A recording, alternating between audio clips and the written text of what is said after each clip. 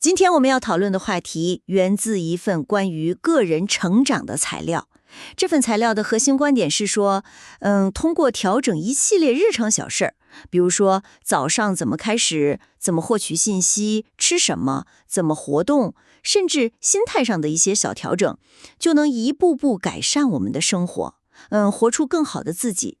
他推崇的是一种积少成多的哲学。那这就带出了我们这次要探讨的关键问题了。仅仅依靠这些很具体的小改变，比方说每天冥想几分钟，或者多吃点天然食物，过滤一下信息干扰什么的，这真的是通往显著而且持续的生活改善的，最有效，甚至是那个最根本的途径吗？我这边认为啊，这种循序渐进，从细微的地方入手的方法，恰恰因为它容易做，而且能持续下去，所以是实现深度生活改善最现实也最有效的路径。我的看法不太一样。我觉得吧，这些小改变当然有它的价值，这不可否认。但如果把它们看成是改善生活的唯一，或者说是主要的策略，那恐怕有点，太简单化了。尤其是面对一些，深层次的挑战，或者说想要实现真正的人生突破时，单靠这些可能是不够的。那我先阐述一下我的立场。我的看法很明确，就是那些微小的、能持续的、可控的日常行为调整，是实现深刻而且持久生活改善的一个关键策略。这份材料里面其实处处都体现了这一点。首先啊，你看这些改变，它特别容易上手，就是几乎是普通人都能做到的。材料里提到的什么清晨小习惯，像花个5分钟慢启动，或者吃饭小技巧，追求五颜六色什么的，还有那个健康小习惯，哪怕就是每天稍微动一动，这些普适性非常高。其次呢，它大大降低了那个心理门槛。你想想，那些翻天覆地的改变计划，往往让人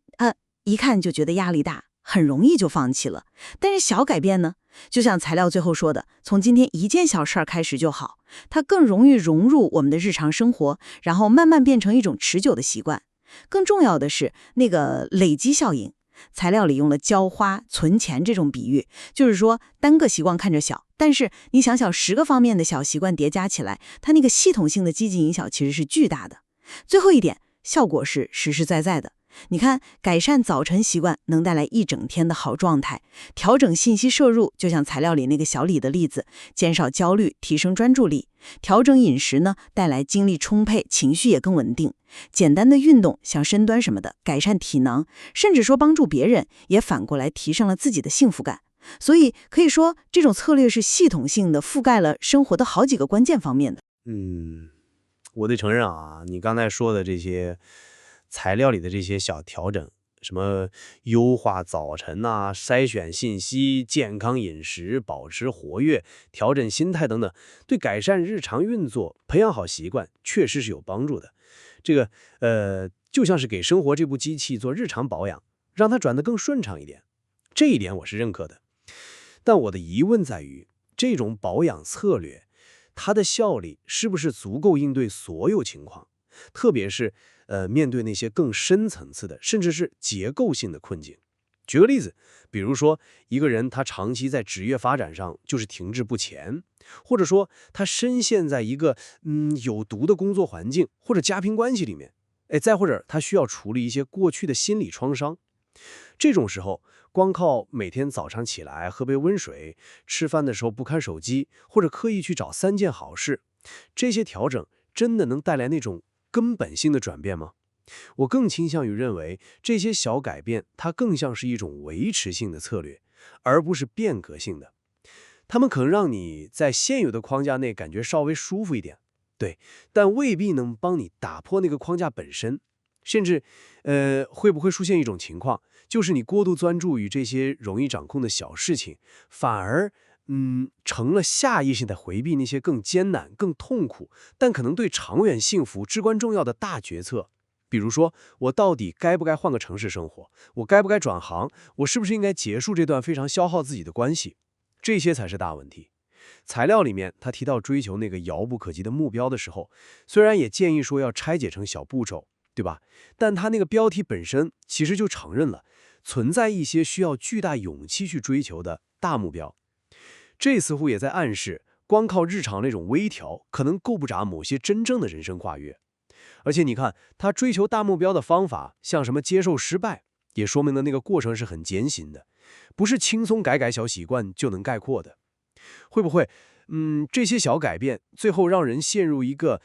被优化过的舒适区，反而失去了跳出来的动力和时机呢？生活里有些关键的改善，它本质上可能就是断裂式的。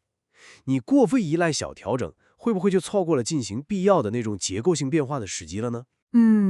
你提出的关于大决策和结构性问题的考量确实很有道理，这个角度很重要。但我们或许不应该低估这些小改变的那个深度和它的基础性作用。我们可以换个角度想一想，那些所谓的大挑战、大决策，难道不需要个体本身拥有足够的身心资本去应对吗？你想，一个连规律作息、健康饮食、稳定情绪，这些就是很基本的东西都做不到的人，他哪里来的精力，哪里来的韧性，去面对什么职业转型、关系重塑带来的那种动荡和压力呢？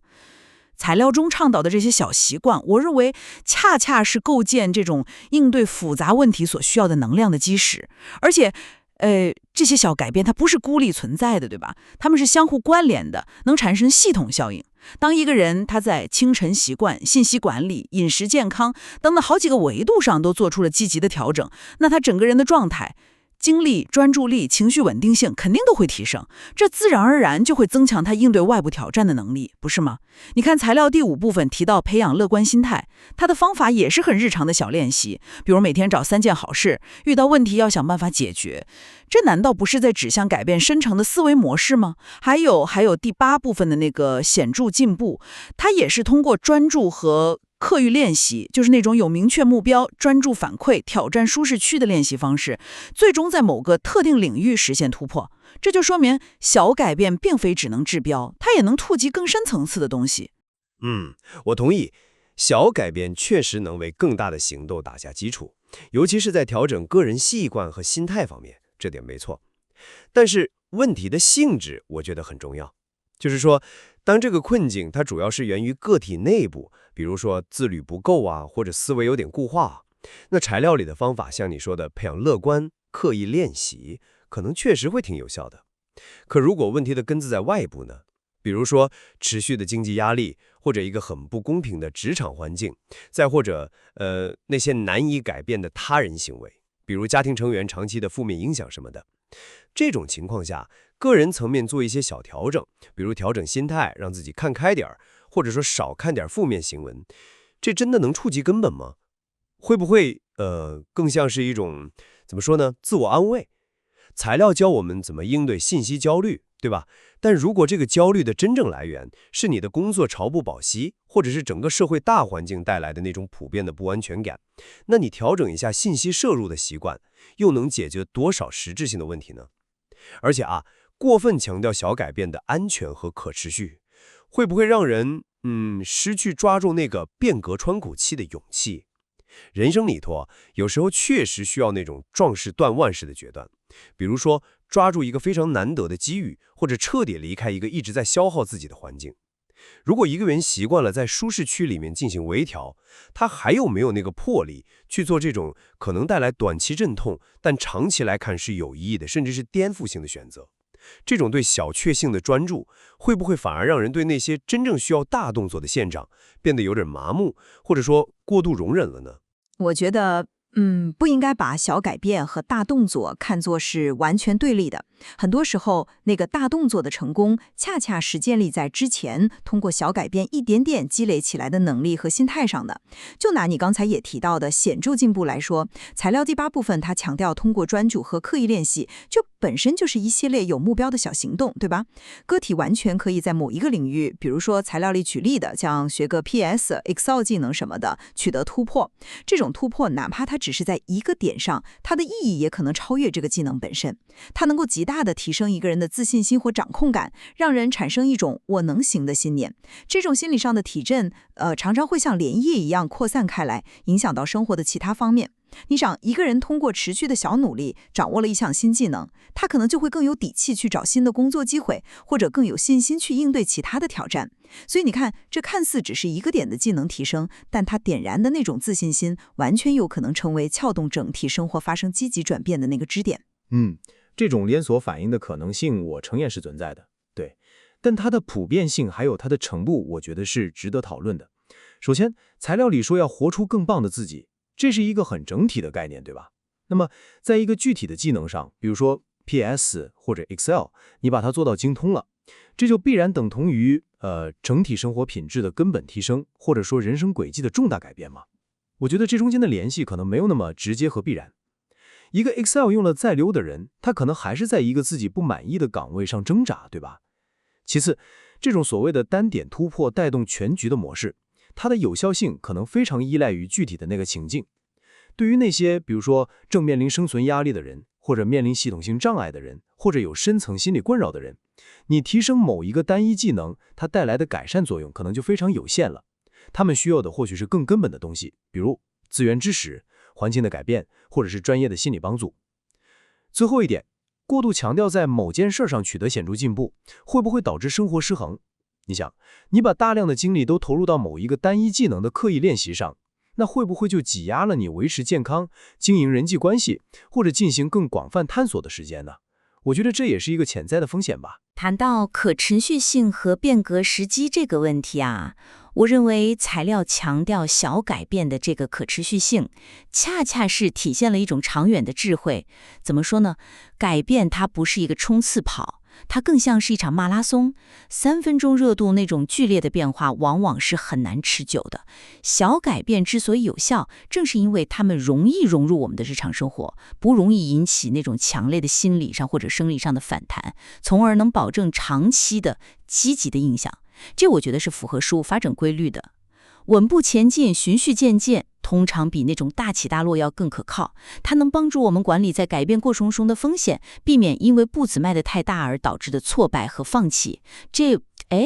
并不是说排斥变革，而是主张变革应该建立在一个坚实的基础上，以一种更可持续、破坏性更小的方式来进行。可以说，持续的小改变正是为抓住那些所谓的大机遇，在储备能量和韧性。可持续性，对，这确实是优点，但是我们也不能因此就忽视了时机的重要性。人生里头确实存在一些关键的节点，它需要你果断的行动，甚至进行一些颠覆性的改变。这往往就意味着要跳出舒适区，要承担风险。如果一个人他过度的沉迷于那种缓慢的、安全的小步调整，满足于现状的逐步优化，那他会不会对那些稍纵即逝的变化窗口变得有点迟钝，最后错失良机呢？就像你说的，小改变让人感觉舒适，但这种舒适感会不会有点像那个温水煮青蛙的比喻，就是让人逐渐失去了对现状的警惕，也失去了进行更大变化的动力。另外，那个量变到质变的规律，其实也提醒我们，某些质的飞跃，它可能需要超越日常微调阈值的那种行动强度和决心。比如说，你要彻底戒掉一个很严重的瘾，或者完成一项极具头大的创作，光靠每天调整一点点，恐怕是不够的。它需要集中的、高强度的投入。那么，过度依赖小改变这个策略，会不会让我们低估了实现某些重大突破所必须的那种决心和行动力？稳定有时候反而会成为变革的障碍。好，那最后我来总结一下我的看法。我认为这份材料倡导的这种从事做起、持续积累的策略，是改善生活一个极其务实而且充满智慧的核心途径。它尊重人性，容易执行，并且能带来真实的积极反馈，激励人稳步向前。这些看似微小的习惯，比如晨间的宁静、信息的筛选、健康的饮食、规律的活动、积极的心态、目标的分解、技能的打磨、真诚的交往，还有力所能及的帮助他人，他们共同构成了我们建设更充实、更健康、更有意义生活的那个不可或缺的基石。我也来总结一下。我再次肯定材料里提到的这些小改变，在优化日常、培养好习惯方面的价值，它们确实是个人成长工具箱里的必备品，这点毋庸置疑。但同时呢，我也想提醒大家，当我们面对人生中某些重大的议题和一些深层次的挑战时，我们可能需要拿出超越这些日常微调的勇气和洞察力，需要去审视一下，是不是到了需要进行更根本性变革的时候。无论是改变环境，做出一些艰难的决策，还是去寻求更专业的帮助，过于依赖某一种单一的策略，可能会限制我们的视野，也限制了我们应对各种可能性的能力。的确，今天的讨论其实也揭示了改善生活的路径，它并非只有一条。无论是微小的调整，还是重大的决策，积极主动的去寻求改变这件事儿，本身就是值得肯定的。对，理解不同的改变策略，不管是小步快跑还是大刀阔斧，各自的优势、局限以及它们的适用场景，能帮助我们更辩证地去看待这份材料，然后结合我们自身的境遇，做出更明智的选择。而且，我觉得这份材料里面其实还有不少值得玩味的细节，也值得大家继续去探索和思考。